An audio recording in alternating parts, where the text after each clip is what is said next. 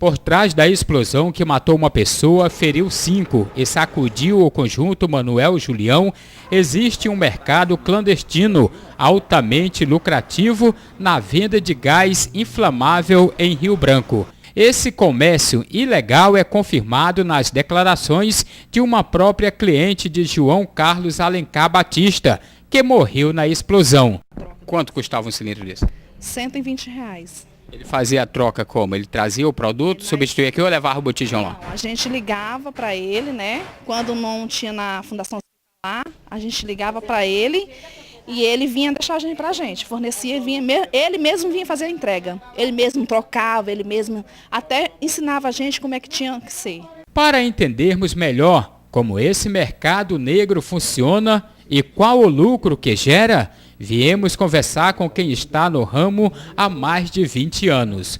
O homem que não quer mostrar o rosto explica que é comum os revendedores comprar o cilindro de 5 quilos e dividir o produto em vasilhames de 1 quilo para vender mais caro. Por questões da própria segurança, nosso colaborador pediu para não gravar entrevista, mas declarou que na ânsia de ganhar dinheiro, os clandestinos acabam fazendo a transferência do produto de um vasilhame para outro. Dessa forma, eles conseguem multiplicar o valor do lucro em 5 quilos de gás. O dono dessa loja de venda de gás acetileno sabe muito bem dessa prática ilegal no submundo da revenda desse e de outros tipos de gás. Muitas vezes falta o pequeno, muitas vezes não vem o pequeno, entendeu? Então, eu não estou dizendo que foi isso que aconteceu, quero deixar bem claro. Possa ser, a única forma que eu vejo de acontecer isso foi exatamente isso, um mau uso do equipamento. No caso do gás acetileno, a embalagem vem com um lacre de proteção para evitar a violação do produto. Mas nosso informante garante que os revendedores ilegais conseguem colocar um lacre falso à base de plástico comum aquecido com o calor de um secador de cabelos. É o que os especialistas acreditam que ocasionou a explosão do cilindro que matou João Carlos Alencar Batista, no momento em que, provavelmente, ele tentava transferir o gás para um vasilhame menor. Na minha opinião, eu creio que ele devia estar transvasando de um grande para um pequeno. É a única coisa lógica que eu vejo em ter acontecido isso, é exatamente isso. No momento que ele estava transvasando, deve ter havido aí uma faísca ou alguma coisa que houvesse uma centelha, uma faísca para que pudesse acontecer essa explosão. A orientação sobre os cuidados com o uso, transporte e manuseio do gás acetileno vem colada na embalagem do produto. O fabricante, a distribuidora e a loja de vendas jamais recomendam a transferência artesanal do produto de um cilindro para outro.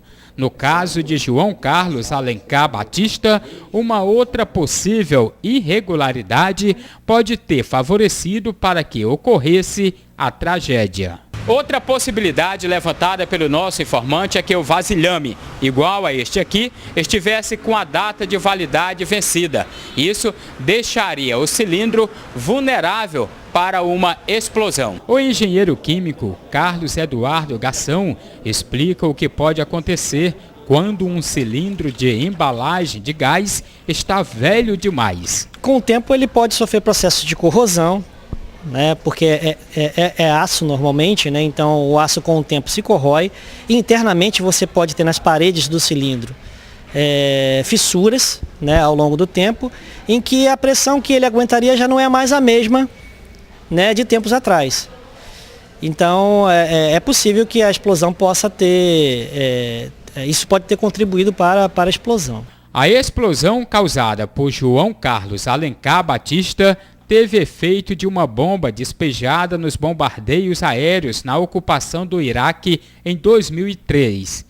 O professor de Química da Universidade Federal do Acre explica também o que ocorreu simultaneamente à explosão do cilindro que causou a destruição de várias casas e quebrou vidraças de prédios em um raio de 300 metros. O que é possível? Você ter o deslocamento de ar fazer uma força como essa de cortar realmente, os próprios estilhaços se rompeu o aço do vasilhame também, corta de uma forma brutal, né? E quanto mais próximo, pior, é uma explosão, né? Ninguém sabe ao certo se o homem que armazenava gás inflamável clandestinamente em sua própria residência sabia do poder de destruição desses produtos. Antes de começar a trabalhar com a revenda de gás acetileno, João Carlos Alencar Batista era bancário. Não existe registro se ele fez algum curso ou passou por algum tipo de treinamento para mexer com produtos inflamáveis. Aqui, ninguém sabe também há quanto tempo ele vinha estocando esse tipo de gás em sua própria casa. Ele comprava o vasilhame de 5 litros de gás acetileno por R$ 280 para ser revendido em pequenas quantidades para as oficinas de carro.